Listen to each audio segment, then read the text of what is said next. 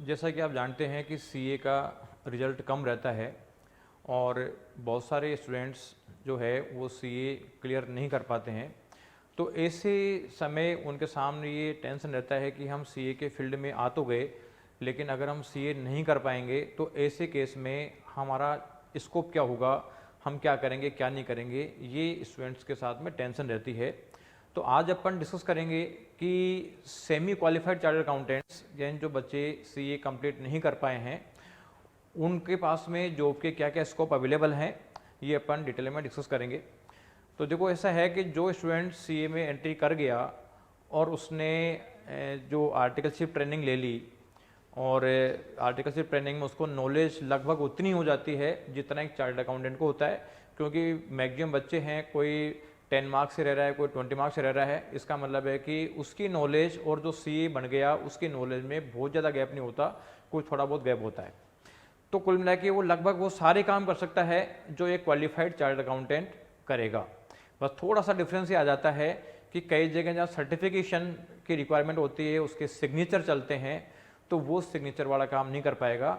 बाकी जो भी मैटर सीए डील करता है वो सारा का सारा एक स्वयं में क्वालिफाइड चार्टर्ड अकाउंटेंट भी कर सकता है। इसलिए अगर कोई स्टूडेंट सीए नहीं भी बन पाता है, कई अटेम्प्ट देने के बाद नहीं भी बन पाता है, तो इसका मतलब उसका कैरियर ख़त्म नहीं हो जाता। उसके बाद में बहुत सारे अच्छे अल्टरनेटिव अवेलेबल हैं जिसके बेसिस पे वो अपना कैरियर सेट कर सकता है।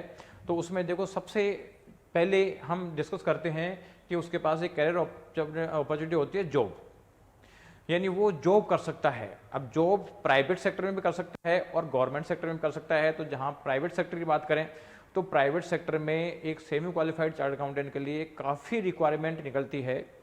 आजकल तो ये जो बिग फोर हैं ये तक भी ले रहे हैं और बड़ी बड़ी कंपनियां हैं जो अकाउंट्स डिपार्टमेंट रखती है या जिनका फाइनेंस डिपार्टमेंट होता है, उसमें जो अल्टीमेट हेड होता है वो तो चार्टर्ड अकाउंटेंट होता है नॉर्मली, और उसके अंडर में जो भी स्टाफ होता है वो normally semi qualified chartered accountant होता है। क्योंकि जो अकाउंटिंग डिपार्टमेंट में जिसको वर्क दिया जाता है तो एक्सपीरियंस्ड पर्सन होगा तो इजीली काम कर लेगा, तो ऐसे पर्सन्स को वहाँ अपॉइंटमेंट मिलता है। आज चार्टर्ड अकाउंटेंट्स जो प्रैक्टिस कर रहे हैं उनके अंडर में भी काफ़ी लोग होते हैं जो सेमी क्वालिफाइड पर्सन हैं और वो वहाँ वर्क कर रहे हैं, क्योंकि उनको काम तो लगभग उतना ही आता है, बस केवल थोड़ा सर्टिफिकेशन नहीं कर पाते, तो सारा काम वहाँ पे वो कर सकते हैं। और इजीली अगर एक थोड़ा सा ढंग से अगर उसकी नॉलेज होगी, ट्रेनिंग उसने ढंग से कर रखी है, तो ये मान लीजिए कि 40,000 के आसपास तक तो इजीली उसको आसानी से पैकेज मिल जाता है। दूसरा जो स्कोप जॉब का है वो है गवर्नमेंट जॉब का। अब गवर्नमेंट जॉब वैसे तो सभी के लिए ओपन है, कोई भी जो पर्सन है वो कंपटीशन के एग्जाम देके गवर्नमेंट जॉब में जा सकता है। लेकिन कुछ गवर्नमेंट जॉब ऐसी है जिसमें कंपटीशन तो सभी के लिए ओपन है, लेकिन उसमें जो सेमी क्वालिफाइड चार्टर्ड अकाउंटेंट्स है वो इजीली उनका सिलेक्शन हो जाता है। जैसे जूनियर अकाउंटेंट और अकाउंटेंट का जो गवर्नमेंट जॉब है, या अकाउंट्स ऑफिसर की गवर्नमेंट जॉब है, या जो अकाउंट्स जो बीएसएनएल और जो इलेक्ट्रिक डिपार्टमेंट और यहाँ पे जो जॉब की रिक्वायरमेंट आती है, तो ये जो ऑर्गेनाइजेशन जब एग्जाम कंडक्ट करती है तो उसमें मैक्सिमम क्वेश्चन कॉमर्स के पूछे जाते हैं और कॉमर्स के बारे में सीए जो नॉन क्वालिफाइड पर्सन होता है उसकी अच्छी नॉलेज हो जाती है। तो मैंने देखा है कि जो जूनियर अकाउंटेंट, अकाउंट्स ऑफिसर, इस टाइप की जहाँ जॉब्स है वहाँ पे जो मैक्सिमम सिलेक्शन होता है वो उन्हीं स्टूडेंट्स का होता है जो सेमी क्वालिफाइड हैं और वो एग्ज़ाम देते हैं और आसानी से क्लियर कर जाते हैं। तो गवर्नमेंट जॉब में भी इनका काफ़ी अच्छा स्कोप अवेलेबल है। जॉब के बाद में दूसरा आता है प्राइवेट प्रैक्टिस करना। जैसे चार्टर्ड अकाउंटेंट प्रैक्टिस करता है उसी तरीके से जो सेमी क्वालिफाइड चार्टर्ड अकाउंटेंट है वो भी प्रैक्टिस कर सकता है। और वो कैसे करेगा कि सीए जो जो काम करता है वो काम एक सेमी क्वालिफाइड पर्सन भी कर सकता है, बशर्ते कि थोड़ा सा डिफरेंस क्या आता है कि जहाँ पे सिग्नेचर की रिक्वायरमेंट है वहाँ पे वो नहीं कर पाता, तो वो अकाउंटिंग का काम कर सकता है। वो डिफरेंट पार्टीज़ की अकाउंटिंग वर्क अपने पास ले सकता है कॉन्ट्रैक्ट बेसिस पे, और उनके अकाउंट्स, क्योंकि उसके अकाउंट्स परफेक्ट हो जाती है तो अकाउंट्स उनके तैयार कर सकता है। साथ में उनके टैक्सेशन मैटर हैं, चाहे रिटर्न फाइल करना हो, चाहे जो भी सारी इन्फॉर्मेशन जो है वो टैक्स डिपार्टमेंट के अकॉर्डिंगली कंपाइल करके देना हो, ये सारा का सारा काम वो इजीली कर लेता है।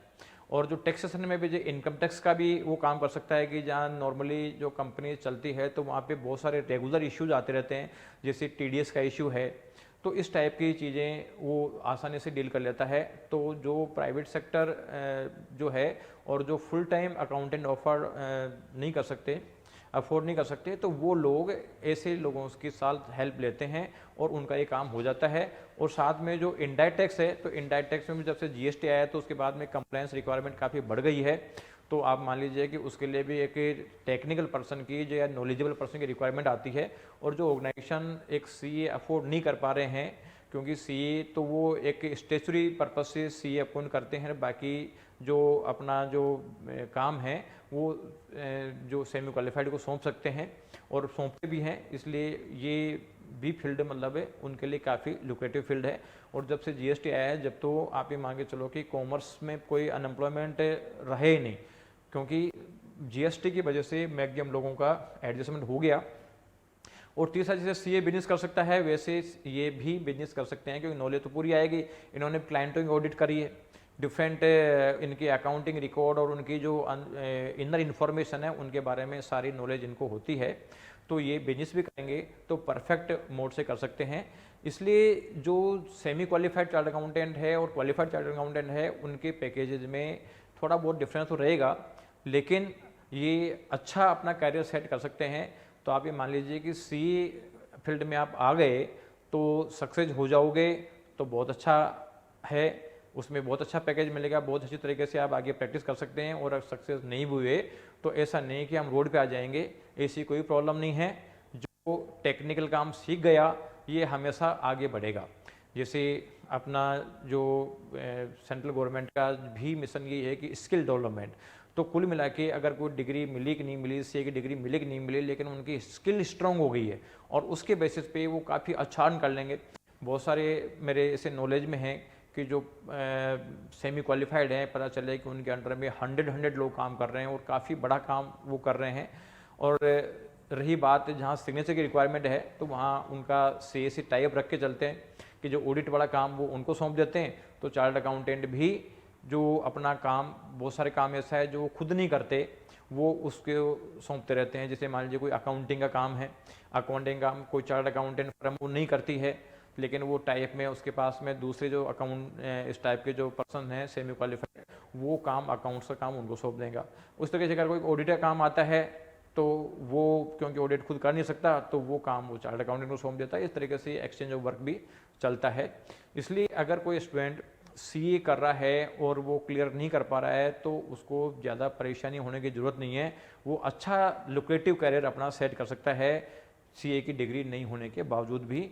इसलिए अगर कोई बच्चा सीए करना चाह रहा है और मार्केट में जो डर फैला हुआ है कि सीए होती नहीं है, तो ऐसा भी नहीं है कि सीए नहीं होती, थोड़ी मेहनत कर लोगे सीए हो भी जाएगी। अगर नहीं भी होती है तो आप ये मान के चलिए कि जो बाकी जो रिमेनिंग जो एम्प्लॉयमेंट की आप लाइन में रहोगे उसके मुकाबले में तो बहुत अच्छी प्लस पोजीशन आपको मिलेगी, अच्छा आपका करियर सेट होगा। इसलिए आप टेक्निकल नॉलेज लेने के लिए और अच्छी डिग्री लेने के लिए सीए में आप आ जाएं, तो आपको ये टेंशन नहीं है कि सीए नहीं होगी तो हमारा करियर बर्बाद हो जाएगा।